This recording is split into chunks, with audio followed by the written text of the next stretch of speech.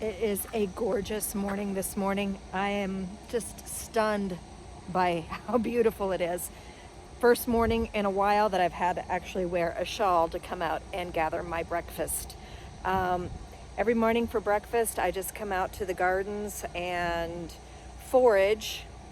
If there's nothing available, I will forage on native plants. And so I get some questions on how to harvest the amaranth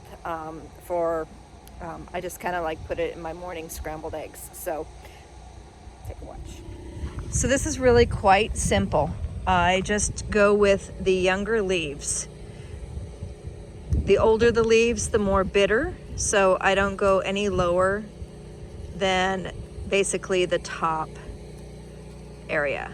Like I might consider this one and this one, but that's as far as I go. Again, just the top, younger, more tender leaves. Looks like a bug is enjoying that one. I don't mind it, but it could be on the back side. So I'm just gonna leave that bug have its morning breakfast as well. So I'm just gonna go around and gather more of these for like a handful is what I want. A real quick disclaimer is, if you don't know what this plant really looks like out in the desert or in your yard, your backyard, this is something that's like pretty prolific that just pops up in people's gardens because it's just a wonderful spreading plant. If you don't know what it is, don't try to eat it without talking to somebody who's a veteran forager for this type of plant. It is pretty easy to distinguish between this one and other plants. So it's got a lot of bugs. And what I'll do, Dan really hates this plant spreading a lot. And you can purchase seeds. You can get the Hopi red amaranth, which is gorgeous because you'll have like red leaves. You can get the St. Joseph's amaranth, which is tricolored with yellow in it. Absolutely stunning. But this morning, I'm like, why go through all the trouble planting it when I have it free in the yard? Okay, so like the main reason why Dan doesn't like the plant is because it gets really thick in places and really tall where it's difficult to walk through. But when it dries, it becomes really pokey and it's really cumbersome to try to hike through it.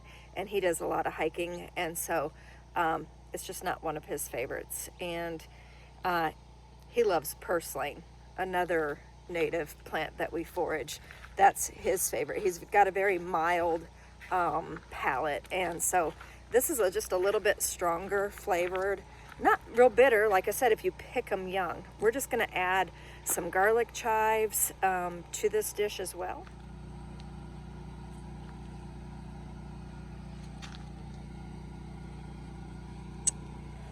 Good morning. Hi there, buddy. What are you doing?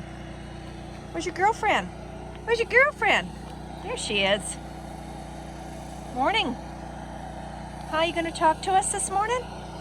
Huh? Huh, pretty boy?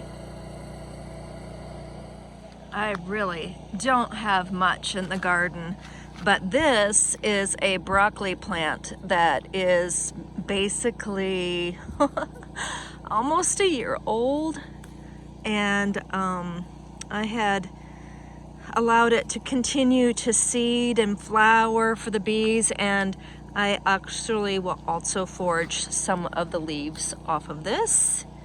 And then I'm going to head over here and get a few pieces of basil. Okay, I just washed and chopped the greens, and we're going to have a duck egg and a chicken egg that I gathered and from our birds here. And I have some bacon sizzling in the pan that I diced up, so I'm about to have my scrambled eggs pretty soon. Okay, so I just kind of lightly wilted or sauteed the greens into the bacon, and using the bacon grease so that it doesn't stick to my pan. And I'm just kind of like turning it up scrambled eggs. You could use it as an omelet, as a base for a frittata, all kinds of different things that you can throw this amaranth in. And of course, you're not limited to just breakfast.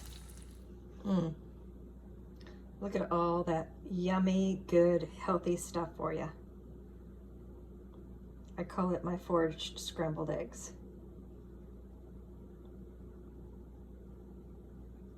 Have a great day.